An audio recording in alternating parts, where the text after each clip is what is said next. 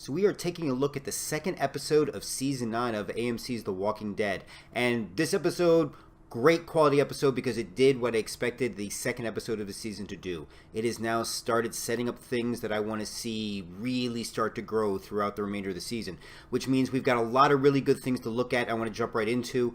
Unfortunately, we're going to start with a negative.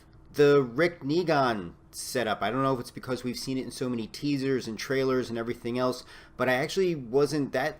that was the only thing about the episode I kind of shrugged my shoulders at. Again, I think if I was seeing it fresh, it would be one thing, but because it's been used and chopped up in so many things, it didn't quite have the big, ominous impact I was expecting.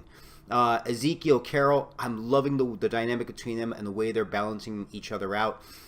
Carol makes Ezekiel not so quote-unquote corny, but yet Ezekiel makes Carol appreciate the corniness. There's a really great scene towards the end with the ring where, I want to make sure I get this right, where he says, but I wrote a speech, and she's like, I'm sure you did, and I'll let you read it to me later. It's just, that I think exemplifies how they best work with their dynamic. Carol and Henry, yeah, I see a lot of people online were talking about how, oh, that's so great to see. Nice, but considering Carol's track record with kids, I'm just saying, just be a little concerned. Enid and Sadiq, the whole issue with the fact that she has been studying with him about medicine, I think is a great forward momentum for her character, especially when it comes in later on with Aaron and the accident that happens and what ends up happening with his arm, which I'm going to talk about in a second. Aaron and Daryl, there's a great scene where just the fact that Aaron just kind of rolls it out there, like, hey, you'd be a great dad. And you just one of those things that hits Daryl wasn't expected on because it opens up so many possibilities. But it was a really nice, simple, very sweet scene between two long-running characters. Anne/Jadis and Gabriel. Looks like we have a new couple in the zombie apocalypse. I'm going to go with hashtag Jabriel. We're going to go with that. I don't know if it's caught on yet, but I was the first one. Damn it. I'm going to go with that. Jabriel. I know she's technically called Anne, but we're going to go with Jabriel. The portrait to Maggie's office, I want to make reference to that because that was very heartbreaking. If you didn't catch those, go back and watch those and see, and you'll understand why. Tammy and Earl, I find, are two great characters. Tammy, Brett Butler, but in this episode, in particular, John Finn, his performance as Earl, I just thought was amazing, and the way he makes his connection of his story to Maggie's father, Herschel, and his struggle with alcohol.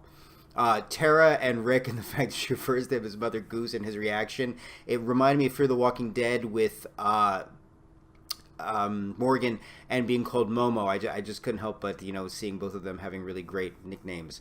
Maggie, as she's evolving as a leader, and I think Michonne, as much as she's playing devil's advocate, she's helping her shape herself as a leader.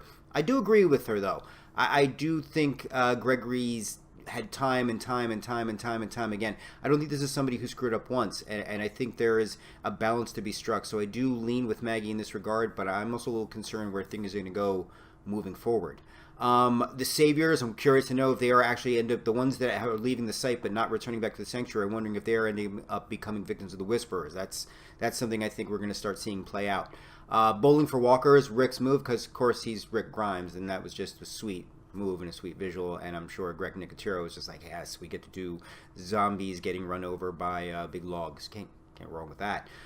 Rick's speech to the Savior D-Bag, who was responsible for Aaron getting hurt and eventually losing his arm, just was that was pure ominous Rick Grimes. Just a little reminder that as much as he's Mr. Peace and Kumbaya and bring the community together, Rick still knows how to lay some serious intimidation on pretty much anybody.